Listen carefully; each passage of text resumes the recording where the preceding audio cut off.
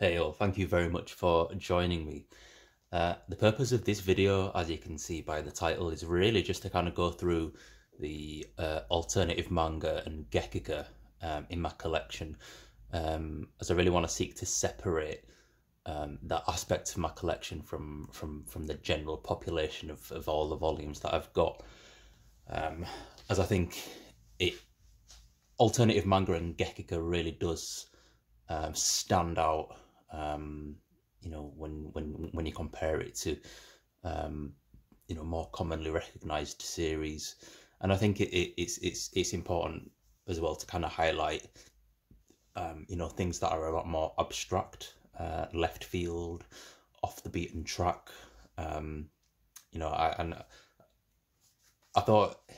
think it's prudent as well, because I watch a lot of kind of collection videos, haul videos on YouTube, mostly for inspiration, you know, to kind of find out about series, you know, that might be on my wish list, but I haven't really seen any reviews of, or, you know, series that I haven't heard of before. And for the most part, you know, I find them really entertaining, but particularly with the collection videos rather, you know, especially if people are talking about each individual series, they can tend to be quite long. And maybe watching them all kind of in bulk and everything like that is maybe I'm a victim of my own binging nature. But I tend to find that some of them, you know, a lot of people have similar series or exactly the same series in the collection, which is fine. You know, your tastes are your own. But I don't really see a lot of people have dedicated alternative manga or Gekiga shelves in the collection, if any alternative manga or Gekiga at all. And if they do, it just tends to be the sporadic volume here and there, which, you know, tends to be the highlight of the video for me sometimes, because I'm like, ooh, that's a new series that I haven't heard of. Let me look at that and add it to my wish list. So I thought I'd do a video specific for my love of alternative manga and Gekiga, show you my alternative manga and Gekiga collection. You know, so some of the works in this aren't clearly defined as Gekiga, but have clear Gekiga influences. So I'm not going to talk about each individual series, because as you can see on the shelf here, a lot of these series that here I've picked up recently. I am still very new into collecting alternative manga and Gekiga, and kind of getting into the swing of the themes and you know, the kind of abstract style. So I'm not going to talk about these series individually, as you know, I would prefer to read them all first, and kind of, you know, go from there. So I might just give you a kind of brief synopsis of basically the blurb that's written on the back, if there is any. But let's make a start. We'll just go from, I guess we'll go from left to right. So this one here is a pretty cool one. The sky is blue with a single cloud by Kuriko Sarita. This is a female Gekiga author who published her work in Garo, and I believe this is I haven't read this yet, but I believe it's a collection of her short stories that she published in Garo while she was still alive. One common name you will see amongst these translated titles here as well is Ryan Holmberg, who is a PhD in kind of alternative manga studies, and you'll find a lot of his translated manga will have essays in and forwards and what have you. But you see, it's pretty interesting art style. I'm really looking forward to reading this. This is a new release, I believe, from Drawn on Quarterly. Next, we have Garden by Yuichi Yokoyama. This is an old publication from Picture Box, which is now defunct, unfortunately. Comes with a nice little dust jacket. This is the original cover, nice and colourful, whenever I can get it off. There you go. There's the spine and the back. And this, by far, has to be the strangest looking manga in my collection. It's very digital. I mean, I don't know if this is probably created entirely digitally, but it's a really strange looking one. and I've held off on reading this one for years. This one also has, I think this one also is translated by Ryan Holmberg, as you can see there, and Taro Nettleton. Doesn't seem to have a an essay or anything to go with it, but there you go. This is supposed to be really abstract, so it will come up on my TBR as and when. Let's get this back on the shelf. I'm putting the dust jacket back on. Next, we have Bloody Stump Samurai, a new purchase from by Hiroshi Hirata. This guy, I believe, is a professional calligrapher, and you'll know him. You'll know his. He was the guy who designed the logo for the Akira movie. Just, you know, that kind of calligraphic style. But this again is something I'm really looking forward to reading. I believe this is the only work of his that we have published in English. As you can see, it's really stylized and some, you know, gorgeous color pages. This one has been published by Retrofit Comics. So this is the only, I think, one of the only publications of theirs that I have. Again, translated by Ryan Holmberg, and is included a cool essay in here as well, so I'm looking forward to reading that. Next we have The Troublemakers by Baron Yoshimoto, and this is the only work of Baron Yoshimoto's that we have ever gotten translated into English. Hopefully it'll be the first of many. But I believe this is a collection of short stories of his. I'll try and show you. I'll try and show something that isn't really sexual, as a lot of Gekiga tends to be very sexual in nature. But you can see some pretty cool artwork there. Nice color pages.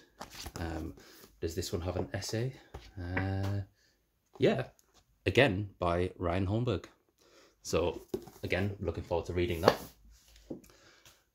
Next we have, I forgot to mention, this is also published by Retrofit Comics, and is in print as well, so you'll be able to find it.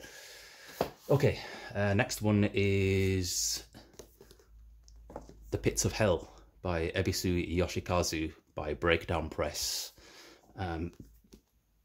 Another really kind of strange looking Gekiga work, beautiful cover design. I guess you can pause that, have a read of it. This is published in the UK. Breakdown Press, I believe, is UK based. So yeah, I think I'm going to have fun reading this at some point. And there also is an essay in the back, again, one by Ryan Holmberg, one by the author, and another one by Minami Shinbo. I'm not sure who that is, but I guess I'll learn who that is once I read it. Next, one that I have read, The Man Without Talent by Yoshihiro Suge. This was one that I have read. This is by New York Comic Review. Or I think it's just New York Comic Review. I'm not sure what it's called. Again, translated by Ryan Holmberg, and a really cool essay in the back as well. This is a semi-autobiographical piece about Suge's failed business ventures, trying to sell rocks and old cameras and what have you, and trying to avoid at all costs continuing his career as a manga author. Now we're going to get into some works published by Fanfare Ponent Mon, who are based, I believe, in Montreal, Canada. First one, Monokuro Kinderbook by Kan Takahama. This is an older Ponent Mon release.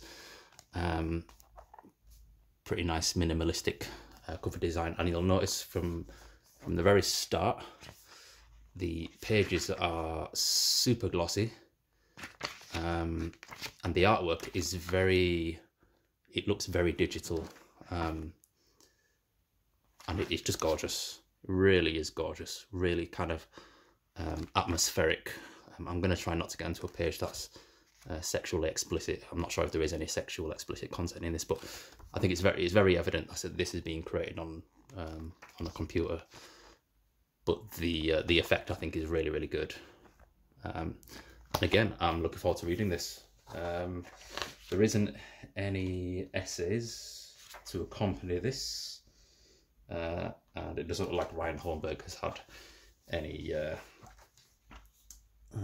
hand in translating this. It was translated by Shizuka Shimoyama and Elizabeth Tiernan. I believe I've heard of Elizabeth Tiernan. I'm not too sure. It rings a bell. Anyway, next. A new purchase for me is Disappearance Diary by Hideo Azuma. Again, this is a semi-autobiographical piece about a time in Hideo Azuma's life where he just kind of ran away, just took himself completely off the map due to really poor mental health. So despite the kind of cartoony nature of the character, it is quite a dark book, and the artwork as well is very cartoony. Really small panels, but a charming art style. I think it's quite charming looking. I'm really looking forward to reading it. This is translated by, again, this is where I recognise the name, Elizabeth Tiernan again, and Kumar Sivasubramanian, who both names I recognise. Kumar Sivasubramanian has done some really good translation work for.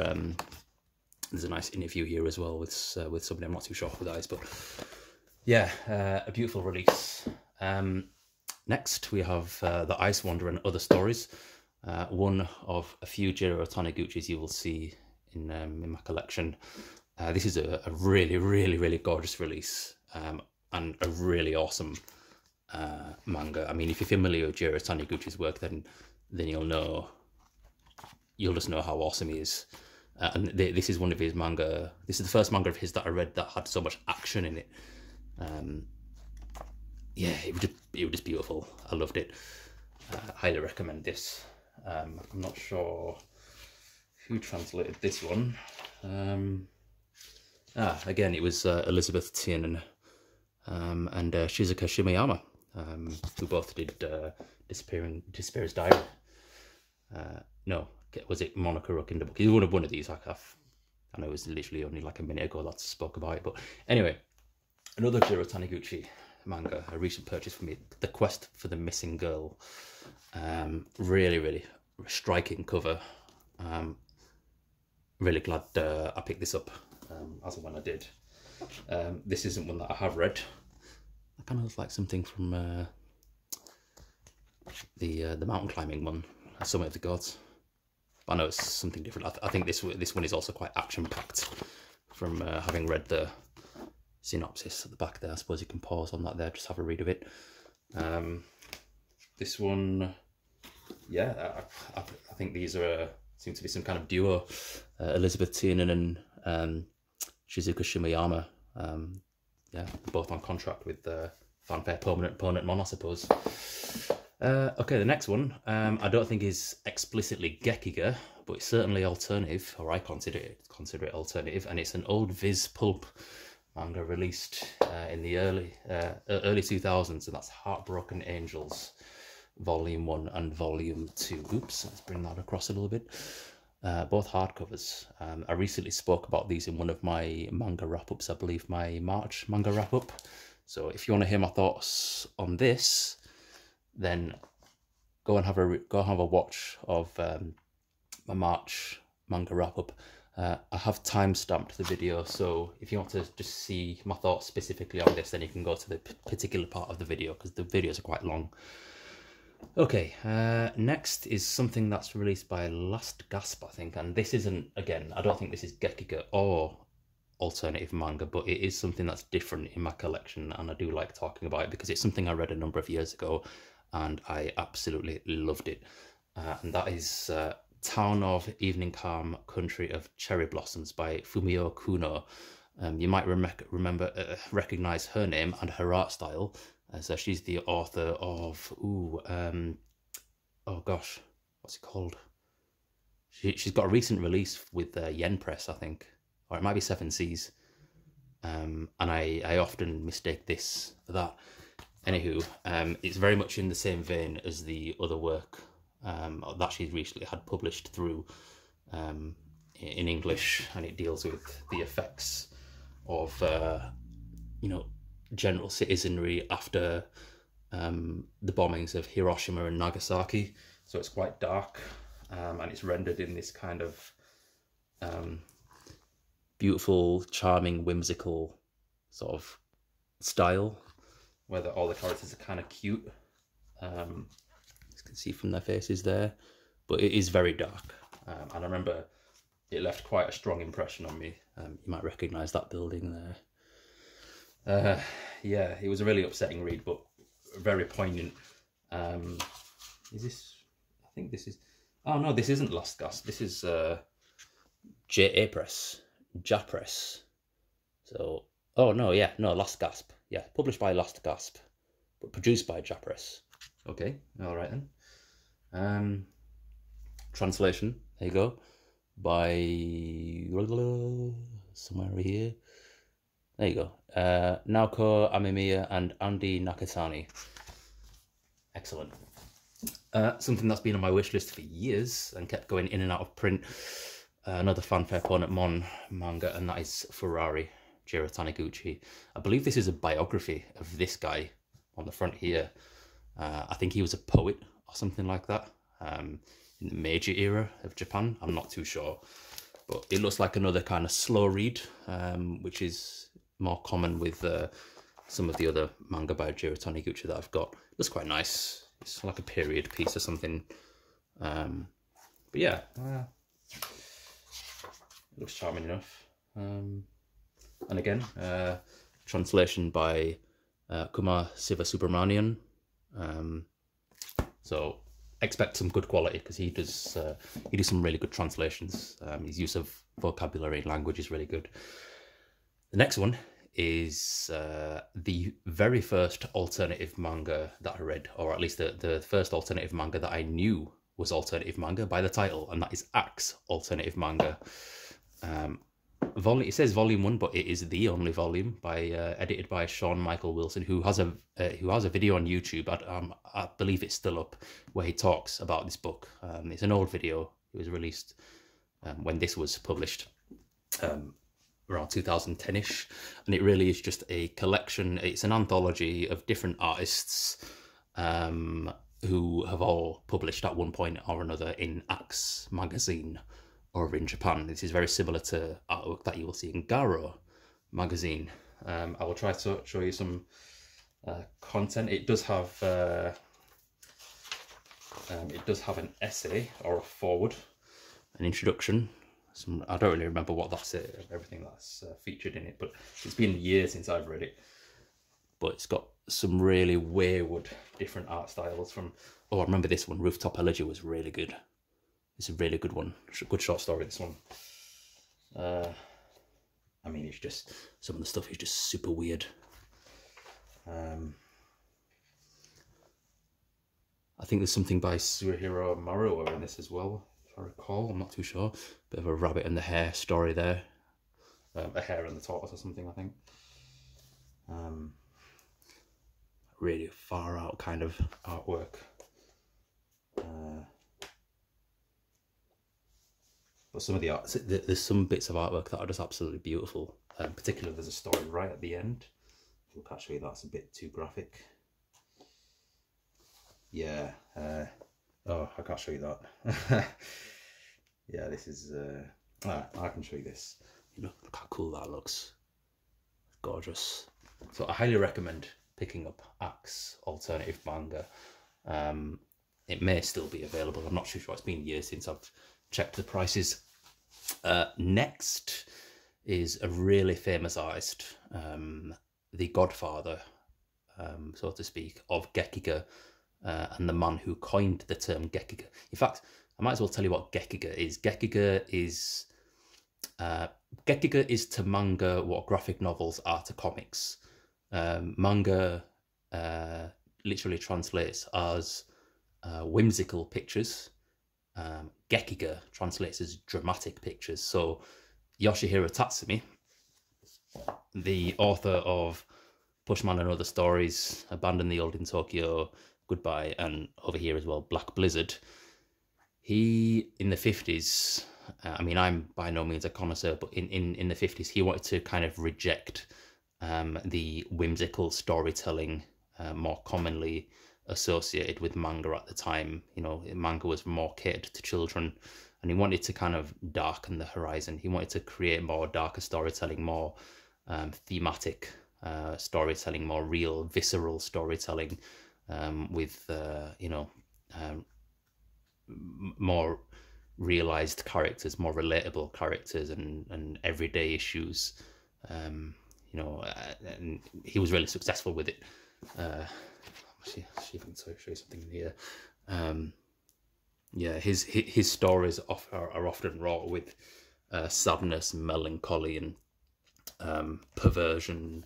You know, the human folly, the corruption of individual morals. Just some really deep themes. You know, really everyday things that we all kind of tackle. You know, in our everyday lives. And I highly recommend this 3-volume anthology of some of his best work. You can get them in paperback. They're available from Drawn Quarterly. I was lucky enough to pick up these library editions, or just hardback copies. I don't know what you call them officially, but they are readily available still in softback, and I highly recommend them. Particularly Abandon the Old in Tokyo. That was my favourite out of the 3. Okay, next, another Drawn Quarterly release, Trash Market by Tadao Suge, who is the brother of Yoshiharu Suge, who did The Man Without Talent. This is a new purchase for me. I haven't read this yet. Quite a more detailed art style, comparatively speaking, to Yoshiharu Suge. Actually, perhaps not. Quite similar art style even. Bit of violence. I think this one was also translated by Ryan Holmberg. Is there an essay? Yeah, there is an essay. Yeah. Ryan Holmberg. I'm not sure who this was translated by. It'll be in here somewhere. It's probably a name I'm familiar with.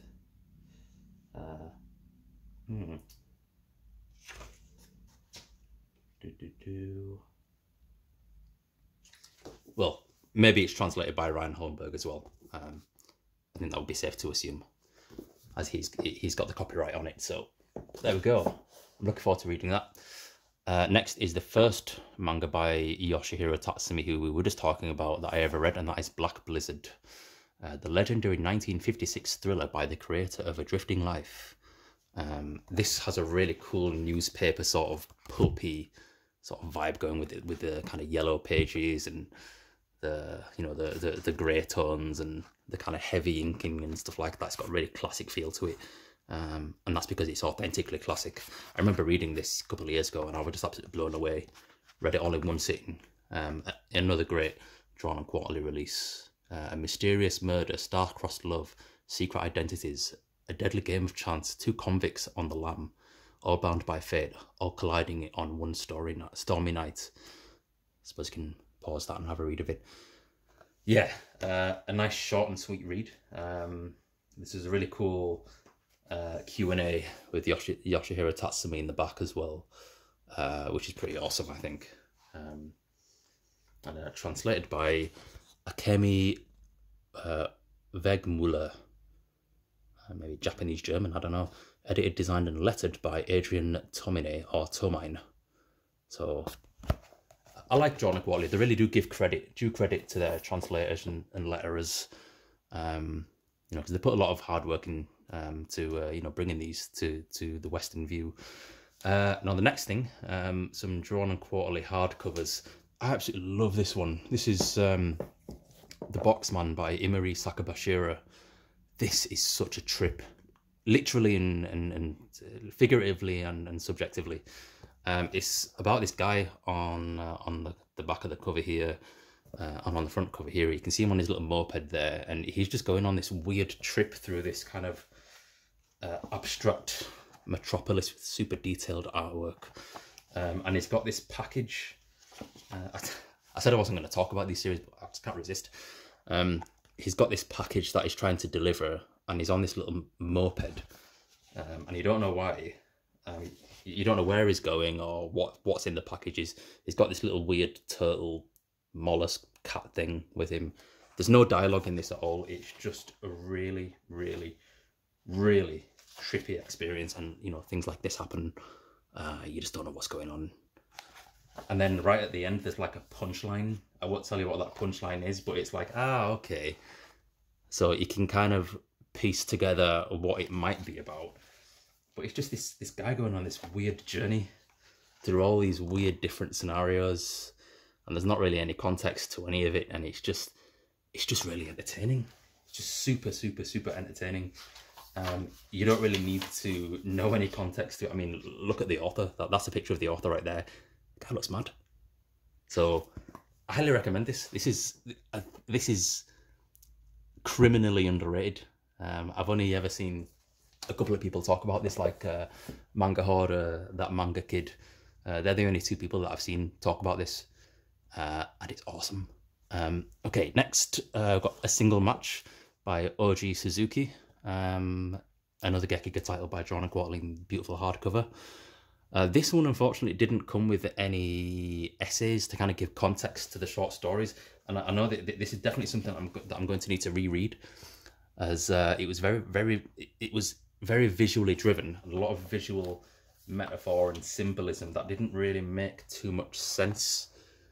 It wasn't also very heavy on dialogue as well, so couldn't really get a good grip of what narrative or what themes the author was trying to portray. But a beautiful book nonetheless. Heavy blacks, heavy shades, and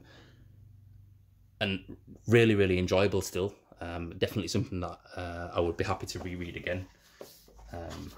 It was just a shame that it doesn't come with any essay, and I believe this is the only thing published in the West by this author, Oji Suzuki. So don't really know anything about him. Not sure who this one was translated by. Oh, Jocelyn Anna Allen. Yeah. Okay, cool. Well, it's still nice. It's still cool. You know, I enjoyed it. The next one I really, really enjoyed, and that was Red Snow by Susumu Katsumata. This was fantastic. I loved this so much. It's a series of short stories, like folk tales and things like that, but they're just rendered so beautifully. It was just so fun to read. Such a fun read. I don't really remember a lot of specifics, but I do remember that kappas, you know, those like little water yokai demon things, feature a lot in this, and they're really, really cool. Really kind of cute, and it's like ghosts and all sorts of stuff that happens in it. It's really, really fun. And it's, you know, drawn in this really simplistic but cute style, and I really appreciated it. Kind of reminded me of Shigeru Mizuki. Highly recommend this. Again, it's just something that I don't hear people talk about. This guy getting there's one of the kappas. I think that's one of the kappas at least, anyway. But most of the time you see them and they're kind of cute. See if I can find some actually. The kappas in this are really funny. Yeah, there we go. They just cause like mischief. They're just really goofy looking. Like, I mean, what the hell is that? And they don't speak. They don't have any dialogue. They just go around slapping people up and stealing things. And I just found it really, really funny and cute. This has a cool interview in the back with the author. So yeah, I mean, what more can I say? I really, really enjoyed this. There's your man there. Yeah, Red Snow by Susumu Katsumata. This was my favourite of what I read last summer. The next title by Yoshiharu Suge I have. This is another recent purchase for me, and this is The Swamp. And I believe this is a series of just his short stories throughout his career, maybe before he did The Man Without Talent. So yeah, I'm really looking forward to reading this. Another of the Garo alumni. I'm not sure who this one's translated by, but it's a cool essay in the back. Yeah, it's in the back, and it's by Mitsushiro Asakawa. So if you want to know all about that, then I suppose you can pick the book up and have a good read of it. I'm sure it'll give loads of, you know, nice detail, but the artwork is pretty cool. You know, very typical of you know, Gekiga's style. Kind of reminds me of Yoshihiro Tatsumi in this, actually. Very reminiscent, and I suppose it's, you know, they were all kind of publishing around the same time in the same magazine, so maybe they kind of drew influence from each other. But yeah, The Swamp, something I'm really looking forward to. Let's see, next is something by Hayashi Seiichi Hayashi, Red Red Rock and Other Stories. So these are yeah, these are also, this one's published by Breakdown Press. This is short stories from 1967 to 1970, edited and translated by Ryan Holmberg. And I'm pretty sure there will be an essay in this one. There you can see the back there. This is probably some of the most quintessentially Gekiga style you'll come across. It's very influenced by pop art, very 60s, kind of very bizarre looking, you know, lots of negative space, a really cool sort of off black ink used to offset the whites. You will hear me talk about another one of Seiichi Hayashi's other manga that I've read a couple of times. Yeah, there's some essay in the back, and what better time than to talk about that now. This is Gold Pollen and Other Stories. This is the first Seiichi Hayashi manga I read. This is published by Picture Box. Again, edited by Ryan Holmberg. It's a really cool essay in the back of this as well. But this was absolutely bizarre.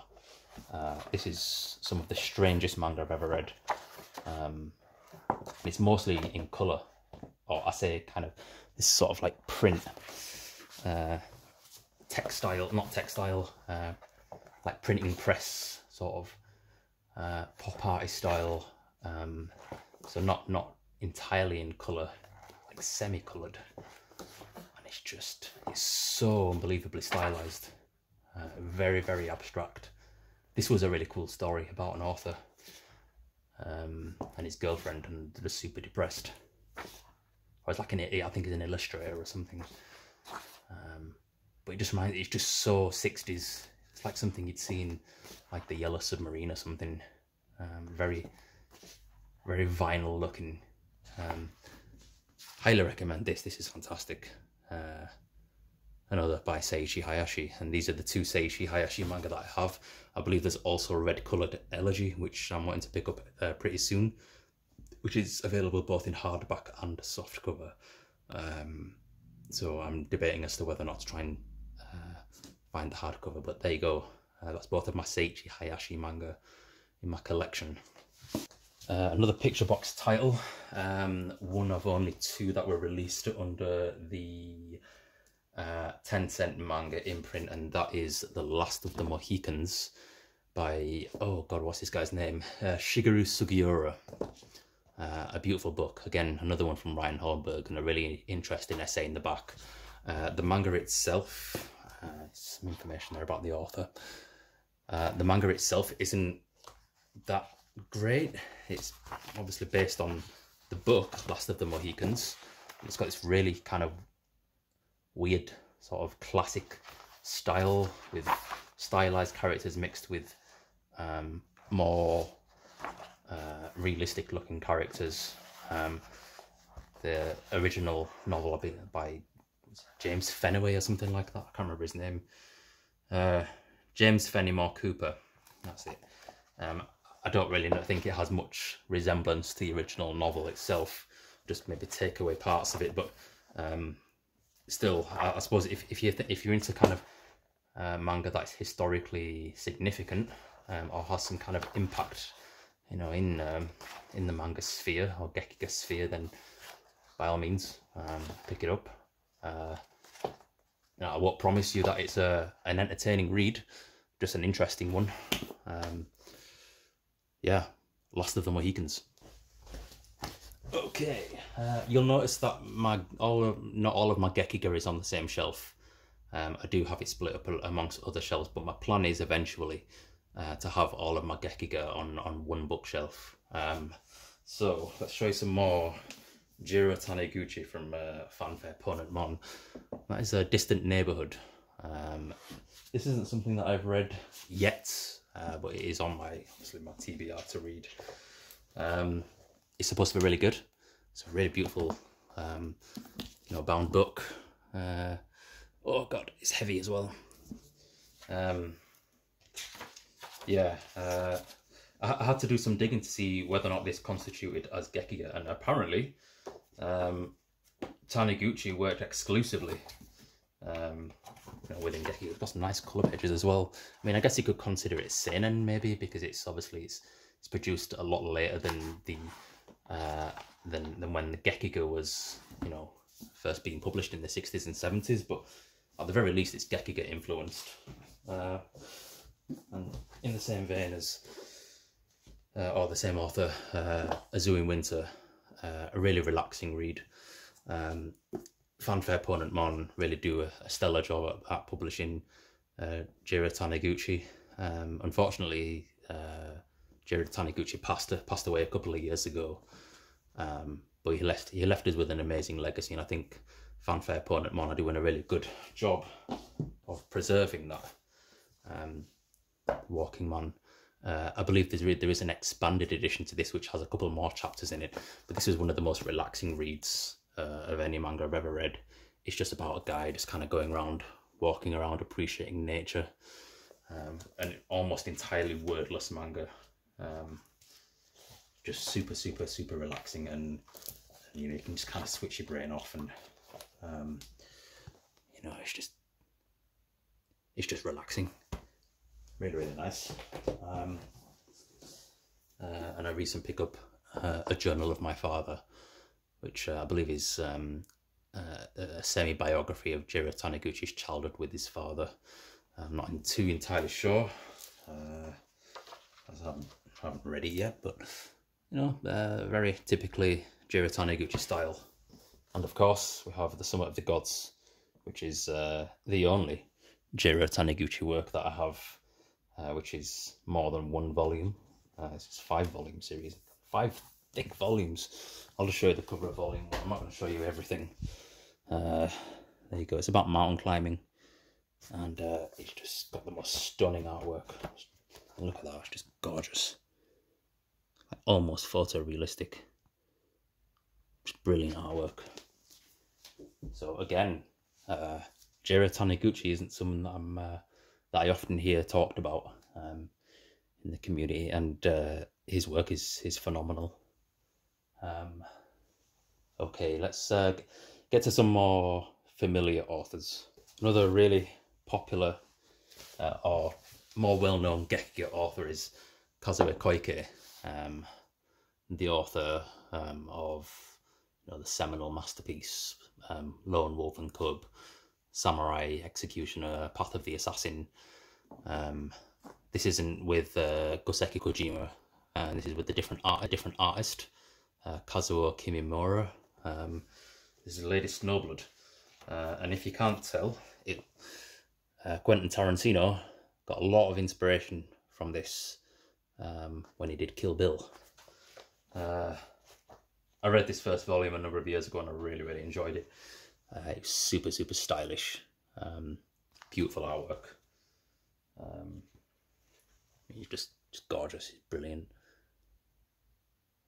Unfortunately, this is vastly out of print, so I'll probably likely never be able to pick up my hands on the next 3 volumes, but at least I do have volume 1 that I can read over and over again. Yeah, that's a shame. Another really, really popular Gekiga author is Ryoichi Ikegami. This is Strain. He's an absolute phenomenal artist. Find a really cool panel. I mean, he's got some of the most realistic looking faces you will ever come across in manga. Just so anatomically correct. It's just so awesome. It's just got that really kind of quintessentially 80s style. I can't show you that, that's really violent and sexually explicit. Yeah, it's just super awesome. Ryoichi Ikegami is just one of the best artists whoever worked in the industry, or maybe still currently works in the industry. But this is Strain under Viz's Pulp imprint from years ago. It's a 5-volume long series. I've got all 5 volumes, but I'm just not going to pull them all out because it's just too much of a task. And in that same vein is Crying Freeman, which is the first Ryoichi Ikegami and Kazue Koike manga that I ever read. Again, just gorgeous, gorgeous artwork, awesome story, and very, very, very Gekiga, extremely Gekiga. It's Gekiga as it gets, I would say. You know, if you're into like kind of Yakuza 80s, you know, ultra violent action sort of crime stories, then absolutely pick up some Ryoichi Ikegami if you can find them. Now let's move on to so this manga. This is just a single volume of I don't know if this publisher is still publishing anything, but that is it's Gen Manga, who are exclusively publishing straight out of Japan without any filter. This is Carmen, or at least volume 1 of Carmen. I've read this a couple of times, and I found it was really cool, but maybe I've grown out of it now, as I don't really have any interest in picking any more of it up, if there is any more of it available. But it's got some nice artwork, very simple, I found. Yeah, it was about this like masked superhero sort of kind of guy in what looks to be feudal era Japan. Something like that, at least. Yeah, not really much to say on that, but Gen manga is I need to pick up more Gen manga if there's any more available, to be honest. Next is a vertical alternative manga. That's a Velvetina Mandala by Jiro Matsumoto. I need to be very careful of what I show you in this. It's very, very, very explicit. Oh boy. Let's try to show you a cool panel that isn't super sexual or super gory. Yeah, that's alright. Really scratchy sort of art style. But yeah, very alternative. Really busy sort of pages here. Quite reminiscent of Katsuhiro Otomo or Satoshi Kon, actually. But yeah, this is very, very out there. And on the recommendation. Now, the next author, or the next manga I'll be showing from, is all from the same author. And it isn't somebody who necessarily contributed to the Gekiga movement, just somebody who took massive influence from it. And maybe, I mean, this is just an assumption, but perhaps through his name alone, elevated, you know, somewhat its popularity. And that's none other than Osamu Tezuka. I think his first work to deal with adult themes was Swallowing the Earth. This was quite influenced by Gekiga. You know, Tezuka ended up jumping on the bandwagon. So a lot of his later works, particularly in the 1980s, late 70s, 1980s, can be considered Gekiga. Ode to Kirihito. This was very dark, very Gekiga. It's a 2-volume series. The first Tezuka manga I read, The Book of Human Insects, very Gekiga. In fact, this has got a really cool book cover. I love that cover design. I always forget that this has got that cover design because it's got the dust jacket, which is nice. I believe the original Japanese title for this is Human Metamorphosis, which I think is a much more apt title the Book of Human Insects, as it really does deal with like a sociopathic woman taking the talents of the men that she seduces. But yeah, really enjoyable. And also there's Moo, which doesn't have the dust jacket. Moo, which anytime I see this in a collection video, everyone calls it MW. And if you've read this, you'll know that it's actually called Moo, because it tells you, and it tells you that it's not called MW and that it's called Moo. So I don't know why everybody calls it Moo. I guess that's just kind of a pet peeve of mine. But you know what Tezuka's style looks like. This one is really, really dark, and was the primary inspiration for Naoki Urasawa's Monster. There's lots of parallels between this and Monster. I highly recommend. And Gekiga.